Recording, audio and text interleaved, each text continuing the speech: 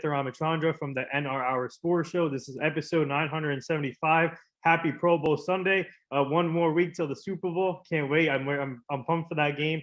But today we are joined by another great guest. His name is Luke Akers. He's a college punter. He used to be a punter for UCLA Bruins. Now he transferred to Northwestern. Really great to have him on the show today. And fans, we are live on iHeartRadio, Spotify, Spreaker, and all the podcast platforms. So please, fans, tune in on the Spreaker app. You can ask questions for Luke. And obviously, he's the son of former Eagles kicker David Akers. So really looking forward to this. And Luke, we finally made this happen. And first of all, how are you and your family doing today? And congrats on your move to Northwestern. Oh, well, thank you so much for having me. Appreciate it. We're doing well. It's been a little cold down here in Tennessee. So we've just kind of been, sitting around the house kind of doing stuff. And I've just been spending my time training, just waiting to get to Northwestern. I'm super excited. But yeah, we're all doing really well. And I'm really thankful to be excited for what we're going to talk about. Yeah, wow. So let's get started with the move to Northwestern. And obviously, how tough was it for you to move from UCLA, which is a great college football program? You got to play with underneath Chip Kelly, a great head coach, and you got to play with great teammates. And just tell our fans, take us through that process with you and your family when you decided to use the transfer portal. And it's been a big help for these college athletes, obviously. But for you, when did you start realizing that maybe you wanted to move on? Yeah, so that's a good question. It's kind of it was a really weird thing, honestly. It was kind of a weird time because I was so far away from home, and I knew that it was going to be hard for my family to come out and visit, and I knew that I wouldn't be able to see them all the time. And I do believe truly in my heart that before COVID happened, I would have been very, very happy there and would have been able to, make it work and be happy. But because of COVID and making everything so much more difficult for living situations, with academics, with not just in first year I was out there, I wasn't able to see my family hardly at all. And then we didn't have any home games that had any fans in them. So I only got to see for 2 away games, and I would see them for maybe 20 minutes after each game. And that was all I saw them for around 6 or 7 months. So it was definitely a tough thing the first year. And I kind of thought about it after the first year about maybe trying to go somewhere closer to home where I'd be a little bit more accessible to my family. And I had to talk with my parents, and I kind of came down to the decision that I was going to stay another year, see how this whole COVID thing went with California, living out there, living in Los Angeles, because I loved my teammates so much, and I love my coaches a lot. And I didn't want to leave them just because of one crappy year with COVID that, let's be honest, every single other football player, college football player, professional player we all had to deal with the same thing. Yeah. It was just a tough year for every athlete, whether you're, collegiate or professional. Yeah. And I went through this next season, and COVID out there really never seemed to kind of get better or worse when it came to just quality of life and living. And I was, again, just so far away from home. It was really expensive for my family to ever come out. And they really weren't ever able to. And because of football, I never had the time to come back. So it kind of came down to a thing where I loved my teammates. It was obviously an amazing school. It was a beautiful area. But with just being so far away from home and not being accessible to my family in the slightest, that's where I felt like it was a burden on me, because they would try to come out and visit, but it was just too expensive for them to all come out as a family, and it kind of just became this really big deal. So I wanted to go somewhere possibly where I thought about it at the time, where I was just like, okay, maybe if I could find somewhere within an hour flight of home, a couple like 5-6 hour drive, somewhere where if I needed to, I could run back for the weekend if I needed to see my family, or if they needed to come see me. That was kind of what I was just thinking, that'd be nice to have that situation. So I went through the season, and the last couple of games, I kind of really had to, sit down and think about it and really put a lot of effort into thinking, okay, like, look, if I do this, it's all or nothing. Like, you can't walk in and kind of step back, it's like you make this decision, you got to go with it. So I kind of took those last couple games and just focused on the games. But during the week was kind of just thinking, okay, where would I like to see myself in the next couple years? I like to see myself, still not really seeing my family, or would I like to see myself possibly being able to, be a part of my family's lives again? And that was kind of just going back and forth, and I ended up choosing to be closer to my family. I'm also the oldest of two Yeah. siblings, and being the oldest, you kind of have especially I was in the NFL, I kind of would, when he was gone, whether it was training camp or just gone for the games or traveling because of games, I would always kind of help take care of my little siblings. So I felt like I was out there and I never got to see him or really even got to talk to him. And it kind of stunk because I was like, oh, I've helped, take care of y'all for your entire lives. And now I'm just watching you grow up and I'm not even a part of your life anymore. So that would get to me sometimes too, and that would kind of hurt. So I just kind of came up with the decision to try to move somewhere relatively closer, just more accessible to my family. And I had no idea how it was going to go. Yeah. It was kind of like jumping out of a plane with no parachute. Oh. And I was like, look, I'm out here. It's a great school. I'm on scholarship. Like, you would think, why is anybody complaining? And I was incredibly blessed, obviously, to have the opportunity to go to Northwestern now. And I'm just so stoked about that because it's only like an hour flight away. If my family needs me, or if I need to go see my family for whatever happens, I can do that. And also the coaching staff's just phenomenal at Northwestern, from Coach Fitzgerald to Coach special coordinator, Coach Jenick, and then the kicking analyst or special teams analyst, Coach Opsel. They're like, everybody I met out there was just fantastic.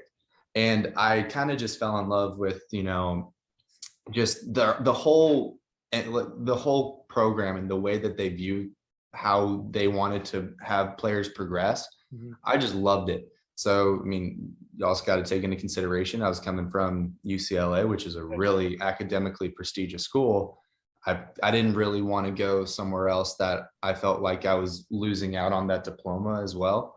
And Northwestern being the 9th ranked college in the nation, I was like, okay, this is a pretty sweet deal too. Yeah. So, I mean, I'm just incredibly blessed. I've had had to kind of take a leap of faith, and it ended up really working out. I'm just so excited about it. I just truly am just so blessed because I had so many people, super supportive people, kind of in my circle, helping me out and just kind of emotionally guiding me through this. And it's been a really awesome thing. And I just can't wait to get up there now. Wow, that's what a man. So speaking of that, and Coach Chip Kelly and your former teammates, they understood the move, right? When it came yeah, they understood. Everybody understood my reasoning. I went in and had a really good talk with Coach Kelly, talking about it, and he actually was really awesome and was like, I understand. He said he went to college only, I think, 45 minutes away from where he grew up.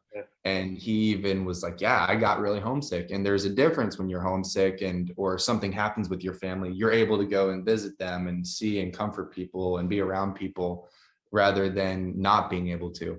And so he's like, he totally was understanding of it and wanted it to, he just kind of told me, he's like, look, whatever I can do to help you, I will. And I was really appreciative of that.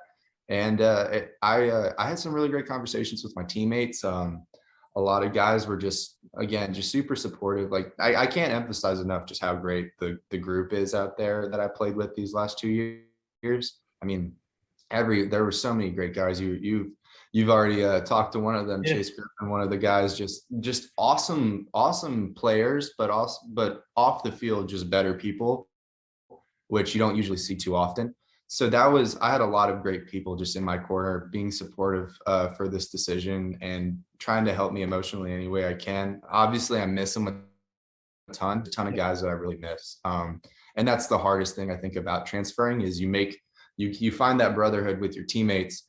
And then if you decide to leave, you have to leave that kind of group. And I've been really good, and all my guys have been really good with staying in touch, and we've been communicating still. And I'm trying to plan a few visits to go out there and see some of them. But it's I had a lot of really great supportive people and great conversations with people. Everybody was super supportive. supportive of what I was trying to do because they understood. It wasn't like I was unhappy there with anything else. It was just, yeah, I mean, it just was difficult for my family to ever come out because airline prices were so expensive now because of COVID, at least to LAX, as well as hotels and food and everything, travel out there. So it got to the point where I just was like, yeah, let's see how this goes. And everybody was really supportive of it. And I'm really appreciative of it. Well, yeah. So, what are you most looking forward to the move to Northwestern? Obviously, Fitzgerald is a heck of a coach, just like Chip Kelly. Yeah. So, what are you most looking forward to heading into Northwestern? Oh gosh, that's a good question. I've had to think about this because it's like so hard to just pinpoint one thing that like one answer for this because I'm just so excited about like so many things about it that the reason why I'm going there is because every aspect of the school just blew me away. Yeah. So I guess I could say that the thing I'm most excited about like going to Northwestern, the aspect I'm most excited about is just the opportunity to not only be coached by Coach Pat Fitzgerald, but also to learn from him as a person. His character development for his players is amazing. And it's something that they really emphasize there. And I really appreciated that because I feel like football has taught me so much about life. And I only started playing football junior year of high school. And I can definitively tell you that my life has completely changed since then. And the way my work ethic, I had to learn how to have a work ethic because I mean, I was kind of one of those kids that could kind of pick up most sports and just kind of be all right at it. But football is like, no, if you want to be good, you get out directly what you put in. So I learned that, kind of the hard way too, because initially I just was like, okay, I want to kick a ball. And my dad was like, look, if you want to actually be good, you got to, and it was great because I had a great role model for this, but he's like, you got to watch film all the time. You got to stretch. You got to take care of your body. You got to, obviously go out and practice. But I mean, as much as what you do on the field, it's what you do off the field that's more important too. So whether it's walking around the house, just spinning a ball, practicing drops, just all of them, like the little minute things, that's what really kind of defines guys and makes them good players or not. And I had to learn that. And football has just taught me so many things. And that's just one example. But football has taught me so much about life that I feel like I've learned that football is a great way to reach people. And so when the coaches at Northwestern explain like this is how we operate things, we try to influence people and our players to have, for character development, to be better people in the future. I was like, this is just amazing. So not only am I going to be coached by amazing coaches for on the field, I'm also being coached like by amazing life coaches, and I'm going to be learning off the field as well. And I think that was what really blew me away. I can definitively remember this one moment. It was when I was on my official visit. It was the second day I was there, and it was the morning we were leaving, and Coach Fitzgerald sat us all down and was just giving us like a talk about how he runs the program. And after he gave us that talk, I looked over to my dad and we kind of gave each other like the same look. We were like, this is it. Like, this is the spot. And so it was, I'm just honest. I was so blown away by everything. I love the area. Evanston's beautiful. Obviously the facility's just insane, incredible. From the strength coaches, everybody I met on staff was just top notch. And even on the academic side, how they work with the football players and other athletics, they really care about their players and their athletes' success academically as well. So how open they are for just constant tutoring if you need it, helping people get internships set up, and really great internships set up within Chicago and even other places in the surrounding areas. And it just seemed like I would have been stupid not to go there.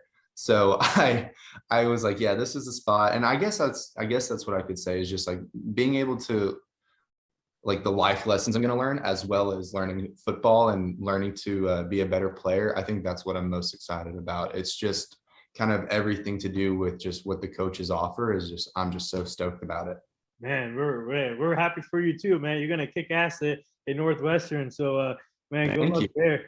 And so we are live right now with former UCLA punter, now Northwestern punter Luke Akers, obviously the son of former Eagles kicker David Akers. And we already have a fan question that just came in. So one of our fans want to know what made you choose becoming a punter than a field goal kicker like your father? Yeah, so that's a great question. Thank you for whoever asked that. Yeah. So when I went out to UCLA, they recruited me to be just an all-around triple threat specialist, which is what I did in high school. So I kicked off, I kicked field goal, and I punted for my high school team, both junior and senior year. And I kind of tried to, at least when I was getting recruited, to like talk to coaches and say, look, I don't really care what I do. I just want to go play. So whether they needed me to punt, whether they needed me to kick field goals or kick off, I was willing to do whatever as long as I just got to play and help the team. And that was I had the conversation with UCLA, and they already had a kicker there that had been there for a year that redshirted. So they wanted to go with him for field goal kicking, but they were in immediate need of a punter. Wow. So I was like, okay, well, I'll step right in, and they gave me the opportunity to, and I had an amazing time doing it. So I love punting, I love field goal kicking, and I love kicking off. It's different like levels of excitement for all of them. The punting is just kind of, you're on your own little island. Yeah. And I love that kind of feeling of just, it's like, okay, literally everybody is watching just you. And it's such an amazing feeling to hit a really good ball in a game and just sit there and watch it turn over and see like the fair catch. Like, it's just such a satisfying thing to do. And you can really help the team out a lot by having a good punt where you place the ball. And it's been really awesome. Kicking off so much fun too, because I mean, when you get to kick off a game, you have everybody hyped in the stands. It's so much fun too. I love doing that as well. So I just wanted to go and do whatever wherever I went in high school. I was like, look, I just want to go somewhere and have the opportunity to play, and whatever you need me to do, wherever I go, I just want to, be able to help the team. So that was a great question, but yeah, that's kind of how I started punting. Yeah. Yeah, so tell our fans about the process of punting, because sometimes it can be hard. A lot of punters, their goal is to aim for the 1 yard line, so the other team can start near the other side. So how do you do that? What's the process of that, being a punter like that? Like, for example, from a Cowboy, Brian Anger, he's one of the best punters right now in the league. But for you, Yes.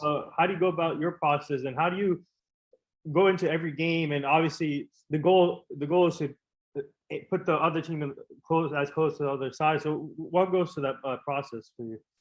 Yeah, thank you for that. That's an awesome question too. See, like, this is stuff I haven't ever been asked before. I love talking about this, so thank you. This has been awesome. So my process, at least, I mean, with kicking and punting, in my opinion, everything, I think it's like 90% mental, and then the other 10% is also mental. It's all between your ears. So you got to be mentally ready for it, mentally prepared. My process is I'll warm up, keep warm on the sideline, and during the games, just constantly kind of walking around, staying loose. First down, I'll do a practice couple drops right by the net, just getting my hand-eye coordination ready, just feeling of the ball, just getting that muscle memory kind of going again. Second down, I'll probably kick one ball, and then third down, kick another ball really quickly, and then run over and get ready and wait for the call. And the whole time you kind of have to be thinking, I want to kick this ball, like, put me in. And the same thing with a field goal kicker is, if you let's say you have to kick a game winner, if you go out and you think, oh man, I don't want to have to kick this, I hope we get the first down, you've already missed the kick. Right. So same thing with punting. If you're thinking, man, I hope we get a first down here, we're inside our own 10-yard line, I don't want to punt from the end zone. You can't think that. You want to think, all right, put me in a terrible situation, let's go do it. I want to rip this ball, I want to launch this thing into the stratosphere, and I want to send them down the field. That's the way you got to think about it. So third down, I'll be standing right on the sideline, and I'll be with my coach, and we're discussing where we're going to go, direction, what type of ball we want to hit. Because I've got a couple of different types of punts that I'll try to hit. I'll hit a regular punt, which it's like a regular spiral, and it's more of a directional punt. So I'll either go directional right, directional left, and depending on game situations where the returner's kind of lining up, we'll shoot it either way. I've got another punt where I'll like catch and like roll a little bit. And then I have what a lot of guys do is the Aussie kind of punt or the pooch punt where you hit it and you get it to spin backwards. And that's where you can down them on the 1 yard line, the half-yard line, and you try to get a good bounce on that. Those are usually shorter punts though. And you're kind of, so in that conversation, just talking about what we're going to plan on doing. And then you just run out there and kind of just listen to the hum of the fans and just tell yourself that you're just going to crush this ball. And then you got to go do it. So yeah, you can't listen to what everybody else is yelling at you though. That I learned that my first punt ever, especially when there's no fans, you can kind of hear what everybody's saying. Yeah. So me being my like skinny 190-pound 6'2" punter self, running out into the field with guys on his first game's Colorado, and I remember this so distinctly. They were all lined up on the other side of the field, and I was like, these guys could literally kill me. And I was hearing everything they were saying to me, and I was like, okay, got that first punt off. Now just lock in, we're good. Yeah. See, people always say the most important position in football is the quarterback position, but now I would say also the kicking game is the most important position in football. Totally. Because a lot of things could happen in a game, and the kicking game could change the game in a heartbeat. Completely agree with you. I don't know if there's ever a definitive most important position in football. I am truly a believer that the team, everybody on the team is equally important, and everybody's job is equally important because let's say, for instance, I mean, you look at guys like Evan McPherson. That are just balling out, and he's really helped the Bengals this year. I mean, look, you got Joe Burrow, who's done absolutely amazing this season as a leader with his confidence, with his moxie that he's got. He's got like a lot of swag, and a lot of guys feed off of that. But then you got guys like Evan McPherson, who, I mean, kickers try to fly a little bit under the radar a little bit more and just kind of keep our head down and work. But he has just gone out and done absolutely amazing too. And it's kind of shown. I actually tweeted about this a couple of days ago. I was like, look, this season, especially these playoffs, have truly shown like how important special teams is. You got a good special teams unit that you can rely on. That's big time, because even with the Chiefs, like that game, let's say Harrison Butker missed that game tying field goal, the game would have never even gone into overtime. And that was a pretty deep field goal as well. So, I mean, there are so many ballers in the league right now. It's just crazy seeing what they're doing. I mean, Justin Tucker, obviously. Oh best field goal kicker I've ever seen. He's watching his film. I've been lucky enough to get a lot of professional film just through my dad, just to be able to analyze and see what guys do differently and what guys do in common and what leads them to success. I've never seen a leg as fast as Justin Tucker's. I can't fathom it. I'm sitting there and I'm watching him, like the way he kicks. I'm like, I can't physically do this because I can't swing my leg that fast. But you got guys like Ryan Suckup, who also can crush the ball, but he's more of like a very fluid pendulum kind of swing. And it looks like they're two completely different kickers, and it's because they are. But it's truly shown this season like how important the punting aspect is. How important obviously the field goal kicking is, and then it's really shown in the past few weeks, and I think it's just great because I feel like finally a lot of people are starting to respect the kickers and the punters, and it's crazy how over time just the kickers and punters as athletes have just gotten so much better. It seems like each couple of years just another guy comes out and starts just blowing everybody's minds. It's like these guys are real good athletes. So it's been really cool to watch, and just kind of I get to sit here and just like try to think, okay, man, like what can I take from this guy? What can I take from this guy? And it's been really awesome just sitting here watching it all happen. Well, yeah. So speaking of your dad, we have another fan question that came in. He wants to know what memorable game you've been a part of your father's career.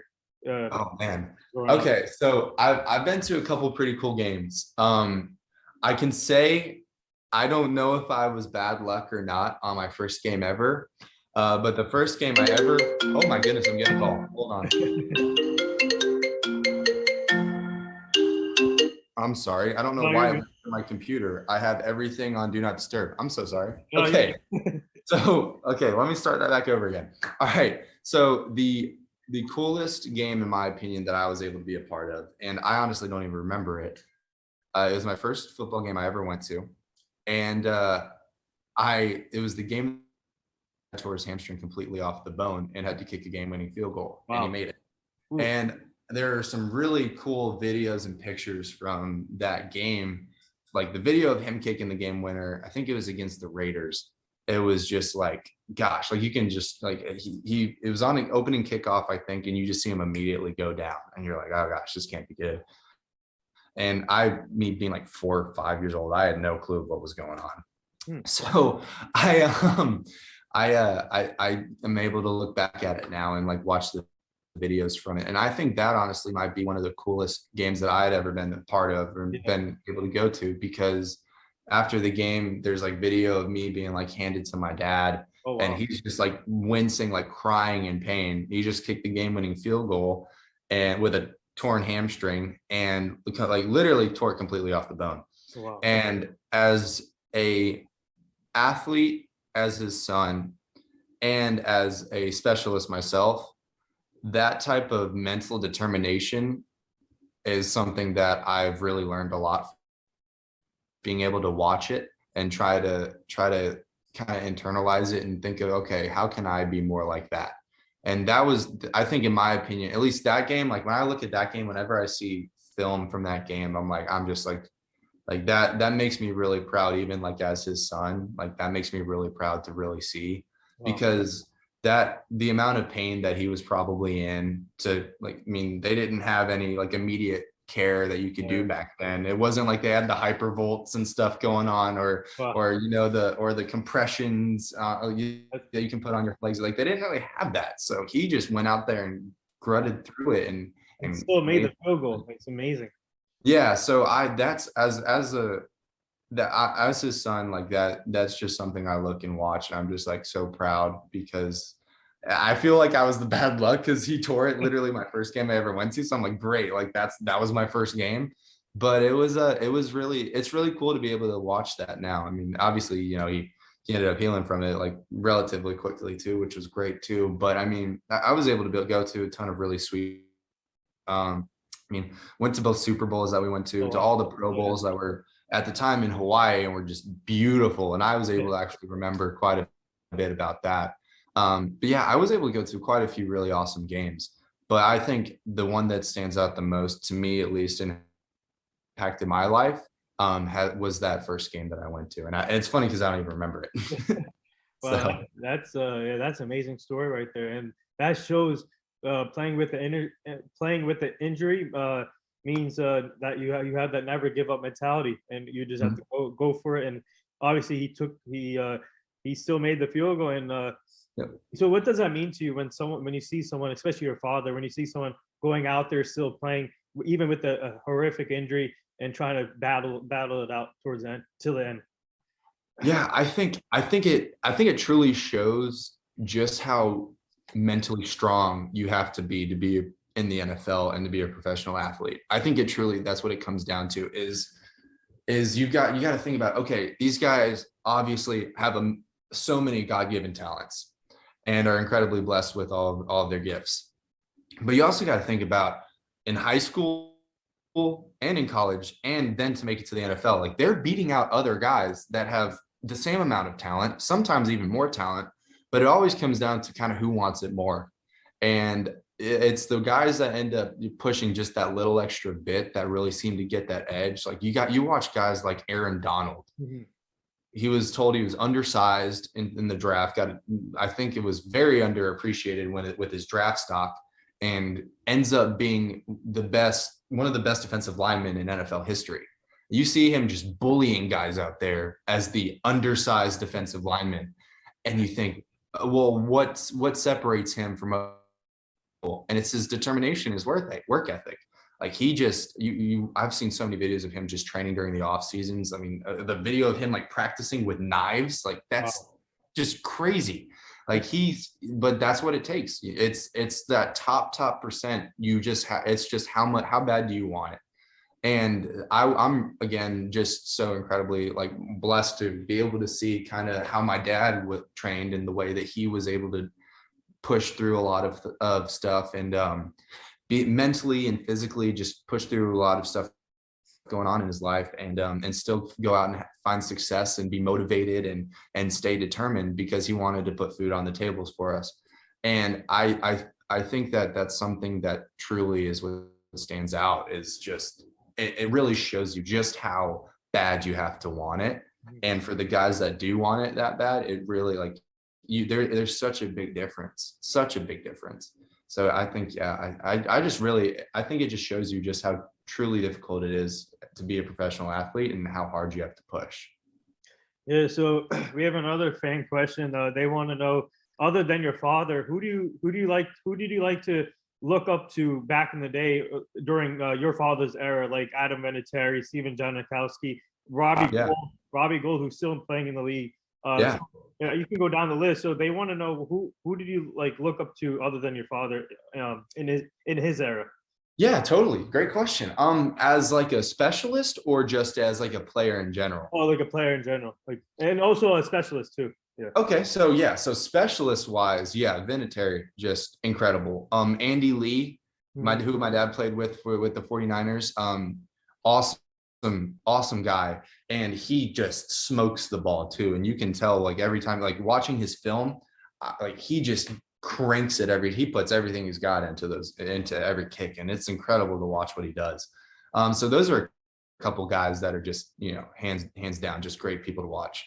Pat McAfee. I mean, I definitely learned a lot about him, how I need to mentally be when I play, because that guy just had unwavering confidence, and that's what you need to have. So just being able to learn from a lot of those guys has been amazing. But then non-specialists like Brian Dawkins, watching the way he just, I mean, he went to Weapon X as soon as he got onto the field. He flipped that switch, and he went from, you know, being a really calm and collected, really awesome, just down to earth guy. And he steps on that field, he puts that helmet on, and all of a sudden he's like ready to tear somebody's head off. Wow. And that's, you learn the tenacity of it, and you learn how to, you're able to watch a lot of guys that way, dude. And it's just, it was so awesome. Jason Avant, another guy that, I mean, I'm only named a couple Eagles players, but Jason Avant, just one of the most amazing human beings that you'll ever meet. And being able to be surrounded by people like him growing up was just awesome.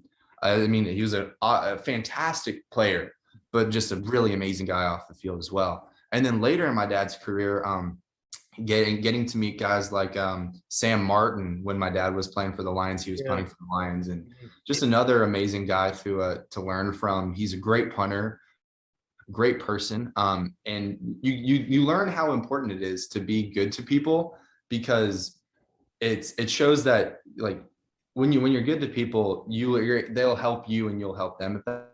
And so like Sam Martin has been super awesome with me, like kind of like reaching out, like sending him so I could analyze it when I was in high school, trying to learn how to be like him with punting.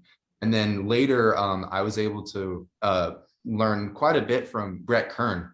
And I actually was able to go out and train with him last spring, which was just life-changing to be able to, you know, because he's one of the best punters to ever do it. If, you know, I mean, you could even put him like as the best. So he's just incredible. And he's been awesome as well, reaching out, just, you know, being super supportive and going, like, he offers a different way of viewing and teaching. So, I mean, obviously having my dad as a coach, it's been helpful, but just getting different eyes, and just different set of eyes, and different maybe like mannerisms and different ways that they internally go through the whole process. I mean, as much as people like to think, oh, it's just kicking a ball, it's not. There is so much. I mean, the difference between even the way like the ball is tilted when you drop it, or when you make contact with it, it completely can change how the ball goes. And it's just the learning how to perfect something like that has been really cool. So I've just learned so much as a person and as an athlete, just from so many great people that I've been able to be surrounded by. So, but those are some people that I really, I mean, there's too many to name, honestly. You're connected with Nick Novak also, I think, right? Yeah, on social media, yeah. And so I've talked with him a little bit, and he's awesome, just an awesome guy as well.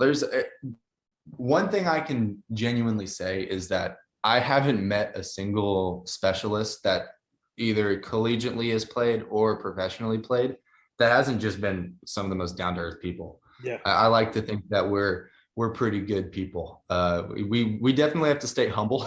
So because Yeah. I mean, especially kickers, gosh, you're either looked at as like the goat or the scapegoat for why the team lost. So it's kind of it's really cool I've been very lucky to be surrounded by all these people. So yeah, I'm incredibly blessed. I can't emphasize that enough. Yeah, I mean, Brian Dawkins and Jason Avant, they both had great games against my Cowboys throughout their career. Brian Dawkins used to bring it against the Cowboys, man. This Oh guy's yeah. heck of a defensive back to watch, and I respect him a lot. And speaking of Pat McAfee, we got to get you on his show with AJ Hawk.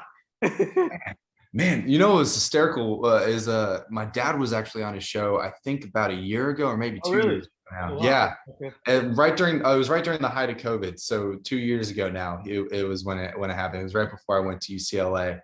And he actually like asked about me and like my heart dropped. I was like, oh my gosh. That's But that'd be really cool. But yeah, I mean, what Pat's got going on in that show is it's just like amazing. Yeah. it's crazy. It's crazy. And then all And, the yeah, Aaron Rodgers comes on there every week. I mean, every Wednesday, I think they have a weekly segment with Aaron Rodgers. yeah, it's like somebody who is so off of social media and up to himself for so long, out of nowhere, he's just suddenly just chit chatting with on like a radio show out like all the time. It's crazy, but it's been really cool to actually learn and see who Aaron Rodgers is more of like a person too, because he seems like a just incredibly driven guy too. So Yeah. but no, I very much appreciate what they're doing, especially what Pat kind of tries to do. Just like the whole for the brand idea is just so cool to me. Yeah. So yeah, he's awesome too. Yeah. So for you, so what are you most looking forward to once you step on that field at Northwestern, wearing that purple jersey, playing in front of the fans, especially now your family they can come easily now to watch the game. So what are you most looking forward to? Just stepping on the field, seeing your family in the stands, and just playing your first game with Northwestern. Yeah, thank you. I honestly, thing that I'm most looking forward to for playing with Northwestern, or most looking forward to playing in Northwestern, is just being able to help out the team. I love just being able to be a guy. I want to be a guy that they can always rely on, and somebody that will always be there to help out. So I would love to do that. I'm just so excited for that. Just having the opportunity to continue playing. I love playing, and just, going into the transfer portal, you never know what's going to happen. So I'm incredibly blessed to be able to find a new home, and to have the opportunity to play Big Ten football is going to be awesome. Yeah. So, be able to go out and just help out the team and be a part of the team and just do my best and show out that's what I'm looking forward to. I'm so excited for it. So excited for it. Yeah, so you're big into music. You have your own music, right? Yeah, I love music's like my off the field passion. I love music. I've been playing guitar for about, gosh, 9-10 years now. And it's been a huge part of my life. I've moved around a lot in my life, and music's kind of always been something that's been my constant. Wow. So I've really found a lot that music can help me just through anything. So I play guitar, bass, a little bit of ukulele, and I'm gonna try to teach myself how to play piano a little bit better soon. So we'll see how that goes. But yeah, I love music. It's always important to have something that off the field that you can kind of go to. Wow. So I love it though. I love it. Hey, back-to-back shows that someone has their own music. Yesterday we had Brandon Lloyd on the show, former NFL receiver. He has his own music too. So That's awesome. Yeah. So we have a fan question here. So another one. They want to know your hype music before a game. Oh wow. Okay. So this is a cool question. My hype music changes. So I have like this whole kind of thing that I'll go through. When I was playing at the Rose Bowl, it was like a 50-minute drive to the stadium. So I had a ton of time to just sit and listen to music and think before the games. And I would start off, I actually would listen to a lot of worship music for the first half of the ride, because it's very easy while you're playing at that level. And when you're going into a stadium with 75, 80,000 fans to kind of get distracted and think of yourself as something more than what you are. And I kind of like to try to just sit and be humbled and be thankful for the opportunity that I was given, and understand that so many things had to fall into place for me to be able to even have that opportunity, and that a lot of it was out of my control. And so just sit there and be thankful that God gave me the opportunity to be able to go out there and play for the first half and for the first part, and just remind myself, that, yeah, I'm just a person. I'm just somebody that really is just in an amazing situation, and incredibly blessed to be able to have that opportunity, and just to remind myself of that. So before, and then at like the halfway point, that's when the music will kind of switch a little bit, and it's like, all right, time to get hype a little bit. And so I listened to like a good amount of Christian rap before. So I listened to like Lecrae, Transparent. I like listening to those guys quite a bit before the games. I like some of Kanye's new stuff because a lot of it's very Christian based too. So I like listening to some of that. And I'll also because been playing guitar for years, really love rock and metal. So Metallica is just a constant before the games. Seek and Destroy, Sad But True, all of those just get like your head bopping and ready to just punch, like you want to just punch your fist through a wall. And I love listening to that too. And every time I have the same thing I've been doing since my junior year in high school. Every time I see the stadium lights, I'll turn on Hell's Bells by AC/DC, and that's that's it. Like you're good. And then after that, it's just, game mode, like no more music, just ready for the game. So yeah, that was a cool question though. I appreciated that one, because that's something that I love talking about music. I love talking about punting. So that's like the way I kind of like merge some of it together and try to help my game with it. So that was a really cool question. I appreciate that. Whoever asked that. Thank you. Yeah, our fans are bringing it too today with the questions. So yeah, no, that was a good one. I love thinking, because I was a psychobiology major at UCLA. So I love thinking about how different things and different stimuli can affect you psychologically and help you with your sports. And one thing that I was taught was that music can very much affect how you prepare for something mentally. So when you listen to a lot of music that gets you ready, I was trying to find music that would get me just all right, locked in and ready for the game. So that was I love talking about that. That was awesome. Thank you. Yeah. So my two hype musics is Meek Mill from Dreams and Nightmares. Yeah.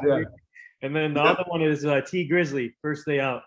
Oh, that's a good song too. I'm not gonna lie; those are two really great songs. I have to say I have listened to both of those before games too.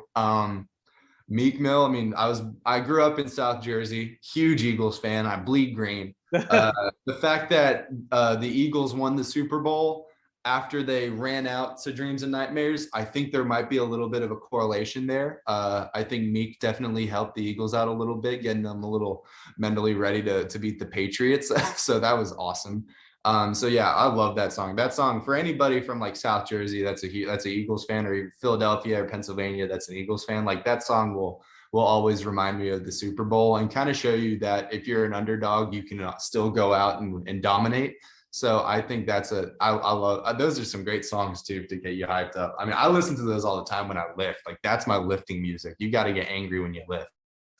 Yeah, so I don't want to throw some hate here, but me and my friends so I got a couple other friends who are Cowboy fans like me, and whenever we beat the Eagles, we troll them by playing Dreams and Nightmares. So yeah, I mean, it's okay because I feel like what Stephen A. Smith does on Twitter, he hates on our Cowboys a lot. So hates them. So I feel like that's fair. Okay, I feel like Stephen A. gives y'all enough hate. The Eagles fans, we give y'all enough hate. It was funny. I used to have a lot of friendly banter with our long snapper Jack Lander at UCLA, and he was a huge Cowboys fan. Like growing up, a massive Cowboys fan, and every time the Cowboys lose, or if we beat the Cowboys, or just anything negative happens to the Cowboys, I always am sending it to him on social media, just trying to dig it in a little bit more. And he's like, dude, you lost in the first round of the playoffs. I don't want to hear it. And I'm just like, hey, we made it to the playoffs. Like we're doing all right. It's like, when was the last time y'all won a Super Bowl, buddy? Like, last time we won a Super Bowl was 95. So yeah. I was like, look, we didn't win one for a long time, but at least we won one in 2017. I'm hoping through my lifetime I get to see another Cowboys Super Bowl. That's my goal. I want to see another Cowboys Super Bowl at some point. I don't know. I think you will. I was genuinely surprised that this year wasn't that year. Yeah. Because of just how they just ran through every single team, it seemed like this during the season. I was actually very surprised by that. And I mean, as an Eagles fan, I was happy, but I was almost a little disappointed because I was like, dang, like that's a really good football team to watch.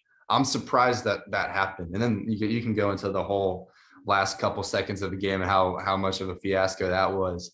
But yeah, I mean, it was after the Eagles lost. I believe the Eagles played first, and then the Cowboys played. Yeah, you guys played Tampa, and then we played after you guys. Yep. Yeah. So after we lost, I was like, all right, now the only thing I can root for is for the Cowboys to lose. So at least they leveled out. We're even. We're even.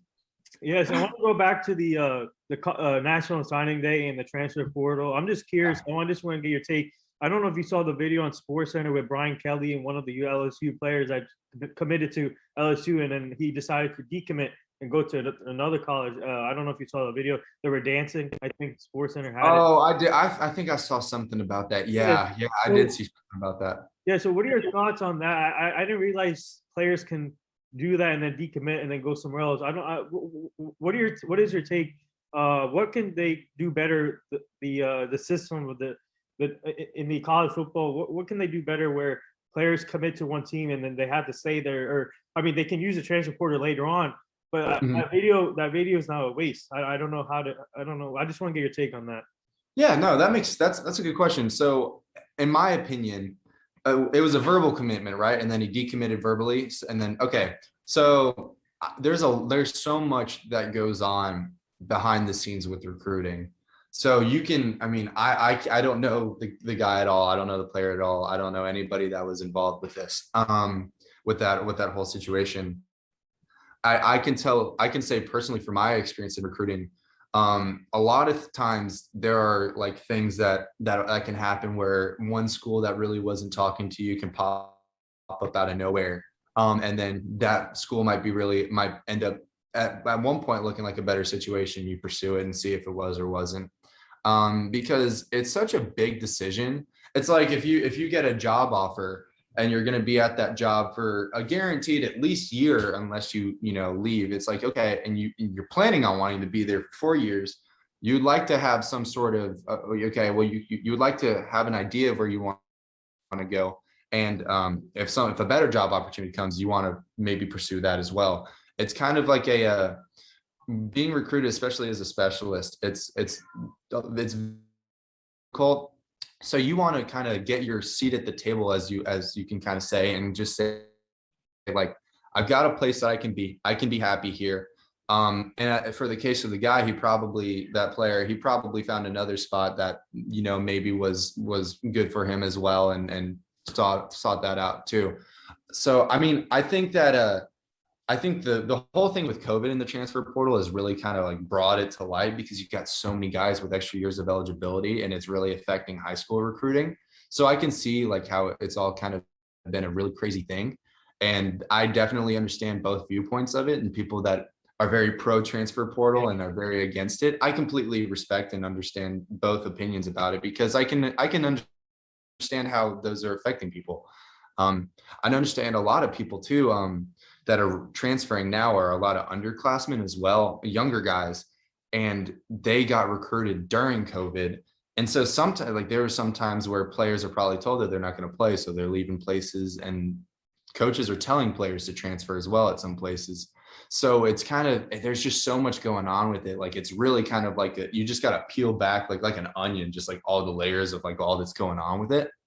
But in my opinion, I think it's okay to commit verbally, and then I mean, it's not ideal, but if something happens, you never know what happened. And that's where I'm like, I don't know this person. I don't know the whole story.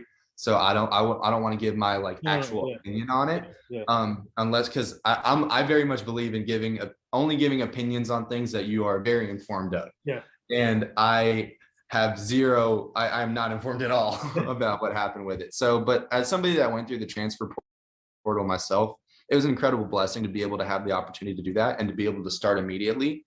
I can also see how, yeah, it probably has really affected high schoolers getting recruited. COVID really, I mean, it just is the long line of how COVID has affected college football, in my opinion. It just kind of trickles down to that. Because if it wasn't for COVID, there wouldn't be a ton of guys with extra eligibility that can still play. So they just wouldn't be transferring anyway. And a lot of these guys, the fifth years, are trying to transfer somewhere possibly bigger, where they'd be in a bigger spotlight, or maybe smaller, where if they weren't starting in their fifth years, then they want to start. So it can kind of, I see how like there's so many different layers to it. But I think it's definitely a really interesting situation, and I'm very curious to see how it unfolds within the next couple years. Yeah. Wow, interesting. Yeah, that's why I just want to get your take on that. But we got two more fans questions that came in just now. One of our fans want to know, what was your best moment as a UCLA Bruin? And then the other question, some other person wants to know, fan wants to know, what was it like playing underneath the lights on Fridays in high school football? Oh man, those are two awesome questions. I'll tackle the first one first. So playing for UCLA was awesome. Being in Pac-12, playing in the Rose Bowl, super, like that was just such a great opportunity, super fun to play. My personal favorite moment was beating LSU this last season. And strictly for the fact that we were just such great underdogs for that game. And everybody counted us out initially for it. The fact that we went out there and beat them and kind of shut them up for a little bit from all the talking that they were doing, all the fans that were talking and saying that we were about to get just destroyed by them.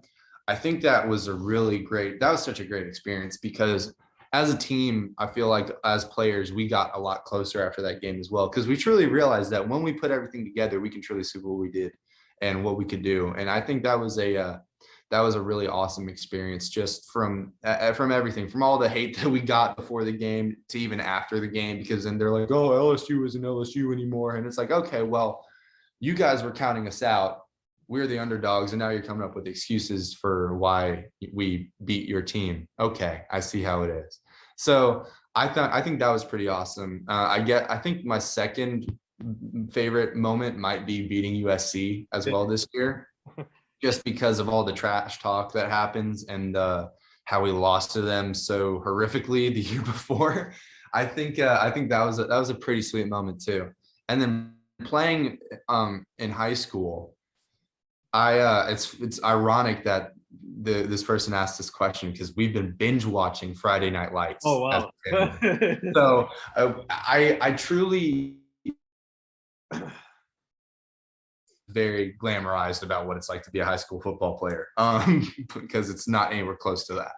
But there is something different about high school football that college football, and from what I've talked to my dad and other NFL players have talked to me about, there's something just different about playing high school football comparatively to any other level. Because at any other level, it's a job at that point.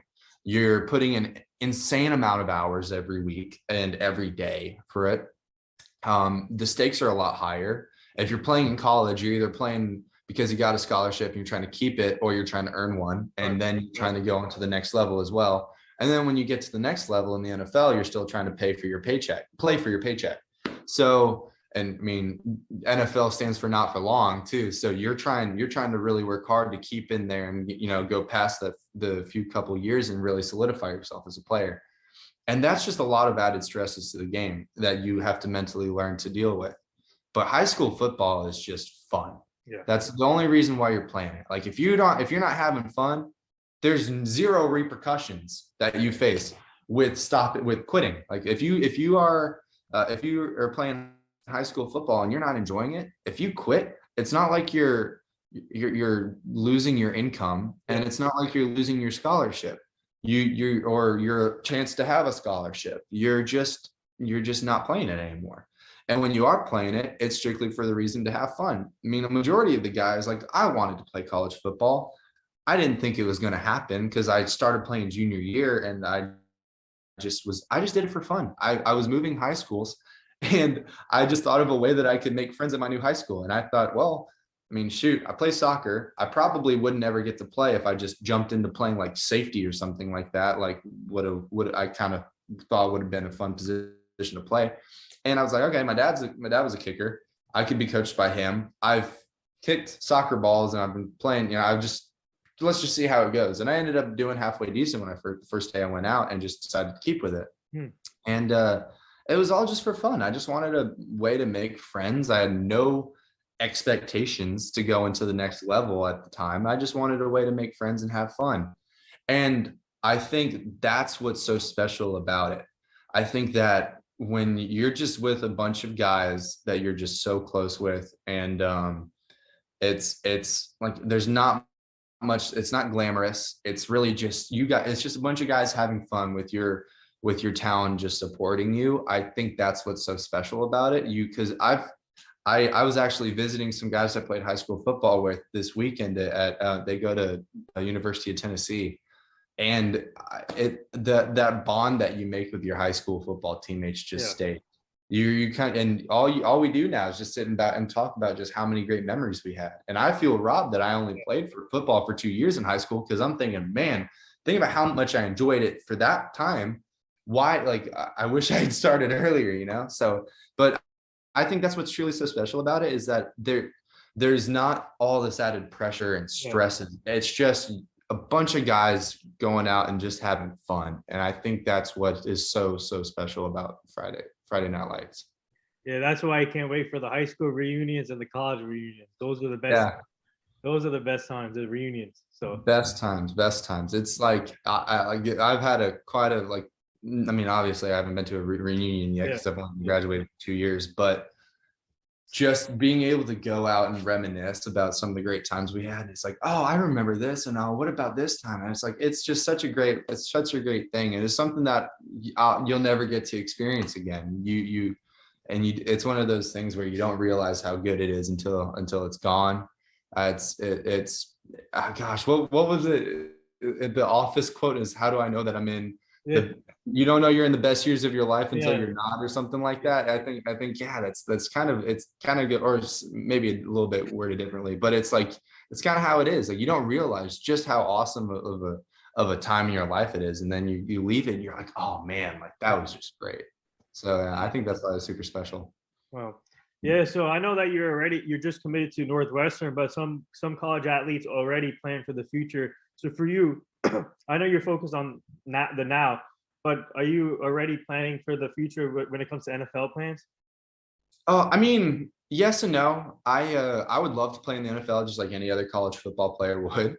I mean, I've seen just how amazing it can be for your life, and that is something that I aspire to be able to do. I also understand that as a punter, and a kicker, there's only 32 jobs in the entire world that exist for each. So it's like the chances of making it, like, and being, it's not the greatest. So what first, you got to be good enough to do it. Then you have to be right time, right place. And it's just, there's so much that goes into it. It's not just, okay, you make it, So that's one of the reasons why I went to Northwestern, was because of the fact that there's so many good things that would come out of my life just in the future, business wise or whatever I go into, that would come from me going to the school. So I was trying to think of, okay, future. I mean, I've got my dream, which is to play in the NFL, but you got to have a realistic dream as well for what you want to achieve in life if that doesn't work out,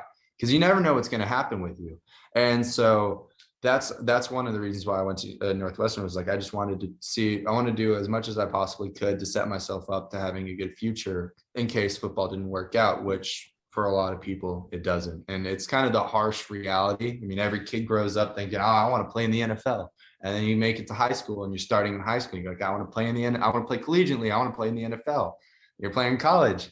You're like, I want to play in the NFL. It's like, you gotta make it. And it's not easy to make it. It's really not easy to make it. So you got to have that understanding of that. And once you do, then you can, then I think it helps you a lot more. Because if you go and you have the expectation that you're going to play in the NFL and then you don't, it's like your world's shattered. So you gotta think, okay, this is what I'm driving for. This is what I want to achieve in life. I understand that if I fall short, I have this that I can go do and be successful with and still have a really great life. So that's kind of the way I've been viewing it, at least. So that's the way I've been planning it. Yeah, so we have another fan question. Someone wants to know, are you a cigar guy like Joe Burrow? I mean, shoot, if I were to win the national championship, I mean, maybe I would enjoy one. I mean, but no, I don't smoke cigars. But I mean, shoot, if you win the national championship, or if you're now AFC champion and going to the Super Bowl, and if you win the Super Bowl, I think that's a pretty good excuse just for anybody. So I mean, maybe if I was in that situation, but not as of right now. That's a good question, though. That's a funny question. Yeah. What's your guys in the locker room? What do you guys like to? What's your like go-to dance move as a team in the locker room? I think kind of just the mosh pit. Like after we win, just like at least at UCLA, what we did is we kind of just have like this big mosh pit in the middle, and they just blast whatever we were wanting to listen to at the time and just dance to it. I mean, we all just used to jump up and down, and then we'd make like a little dance circle sometimes. But yeah, honestly, just the mosh pit. The mosh pit. That's what we do, man. It was fun. It was a lot of fun. The two songs that go well with the mosh pit: "Dreams and Nightmares" and "Mo Bamba." There you go, dude. You're not wrong. Those were all played. Those were all played in the locker room. It's a lot of, that's some of the most fun as a team that you can have, is that after you win, because you understand, like, it's so hard to win in college football. So when you do it, it's just such a great feeling. And you all you can do is just celebrate with your teammates, the guys that you put the blood, sweat, and tears and the hours of work in with.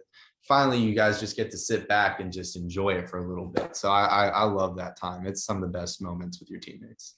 Yeah. So what's it like now? What's it like sharing your story, your father's story, on platforms like these and on other podcasts you've been on so far? So what's it like sharing stories on these platforms? Thank you for the question. That's good. That's a really interesting question. I'm gonna have to sit and think about that for a sec, because I mean, personally, I really enjoy just talking with people. I love socializing. But I always have been big with trying to reach out to younger specialists and to younger football players.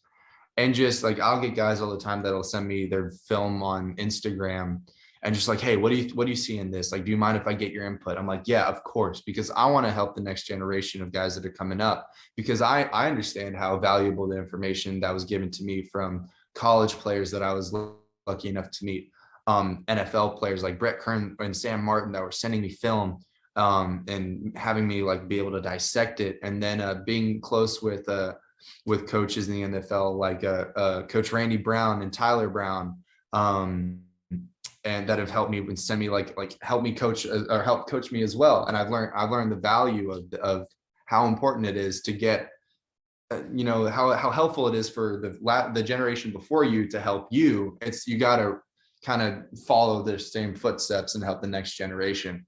So I really have found that it's been super impactful for me. The biggest thing that I want to do is just try to make an impact on other people's lives, sharing my story and my dad sharing his story as well, because I think football is a great way to be able to spread love to other people and to help other people.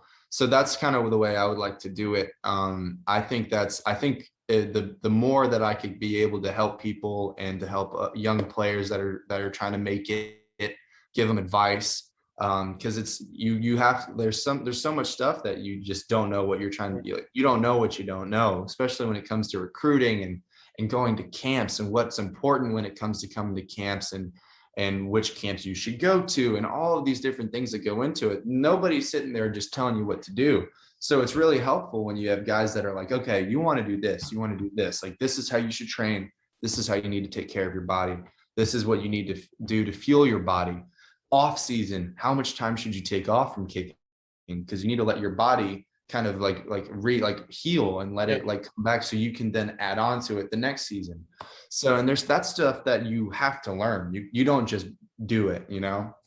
So being able to share my story and to just honestly, I would just love for it to like just for other people, like other specialists, other football players in high school, just to be able to reach out to me and for me to try to reach out to them and just try to be able to help them. I think that's the only good thing you can really do. I feel like with any type of platform. And I think that's really what's been great to see with guys like Pat McAfee, like really after he got the big deal, with FanDuel giving back to his old community.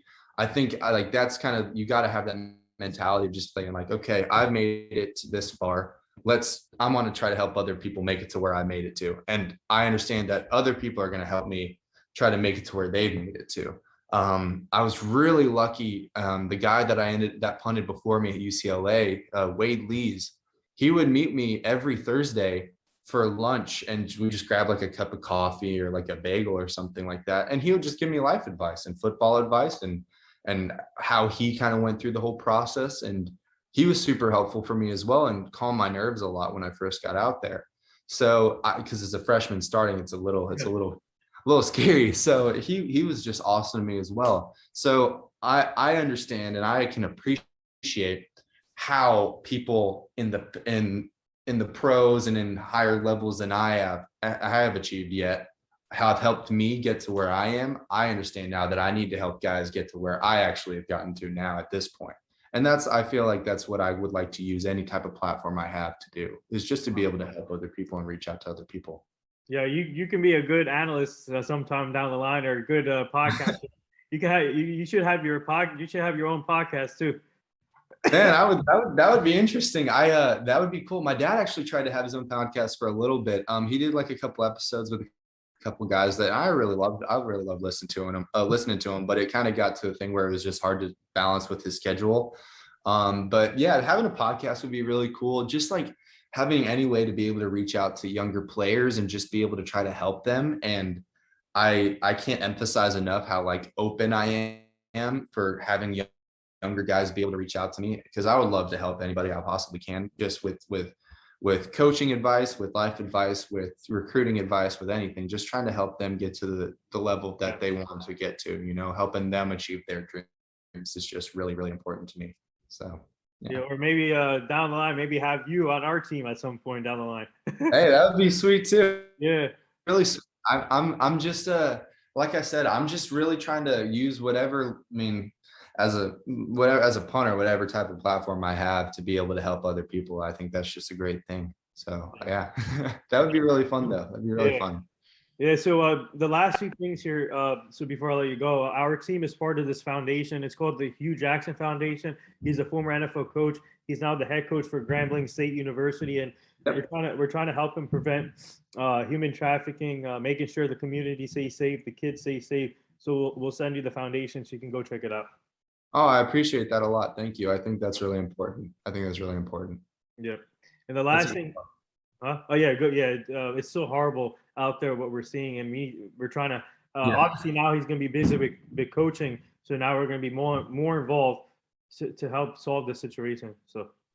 Totally. No, I think, I think that's really important because it is such a really big issue. I personally don't know anybody that's been affected with it, but I've heard enough stories and I've seen kind of enough of like the news of kind of what's coming out about it. And it's just, it's coming out to be just so deep and embedded and nobody knew really. It was all kind of like under everybody's nose and understanding. So yeah, that's a really cool cause. That's something definitely I'd love to check out. Yeah, and then last thing here, what do you like to say? Anything to all the nurses, doctors, and all the essential workers right now? Oh yeah, I mean, I would like to say that, I mean, everybody's just really appreciative of everything that's, you know, all the effort that all of them have gone into. Everybody in the healthcare. That's, I mean, as somebody that's had COVID, where I mean, my whole family has gotten it at one point or another. I feel like everybody's already had it at one point.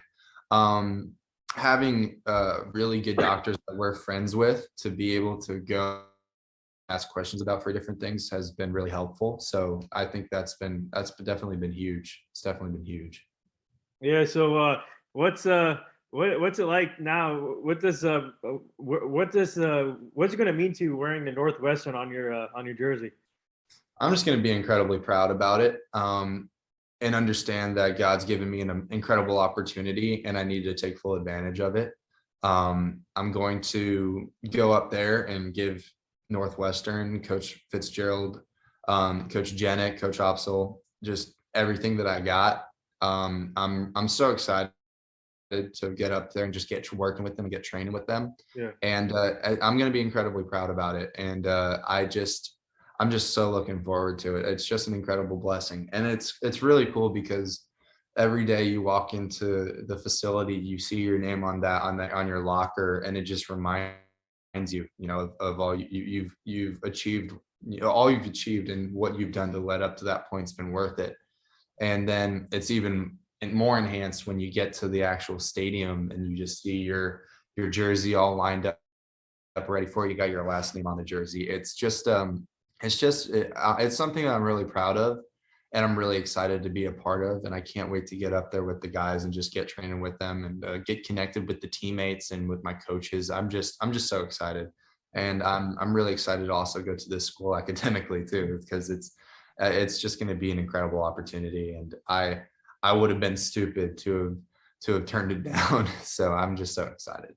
Yeah. So before we close this out, would you like to plug anything to our fans where they can find you on social media? I mean, sure. You can find me on social media. It's Luke__Akers is my Instagram.